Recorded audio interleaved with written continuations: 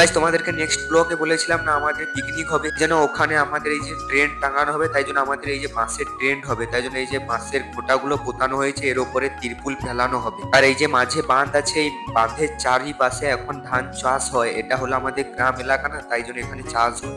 তো এখন ওখানে ট্রেন টাঙানো কমপ্লিট করে এখন আমি বাড়িতে চলে এসেছি, কারণ আজকে আমাদের যে পিকনিক হবে ওই পিকনিকের বাজারগুলো করতে হবে। বাজার করে নিয়ে এই যে আনাজগুলো কোটা হয়ে গেছে, আর আমাদের আজকে দেশি মুরগ হবে, তাই জন্য এই যে দেখতে পাচ্ছ এই মাংসগুলো মেরিনেট করে রাখা আছে। আর পিকনিক হচ্ছে, একটু ডিজে না বাজলে চলে।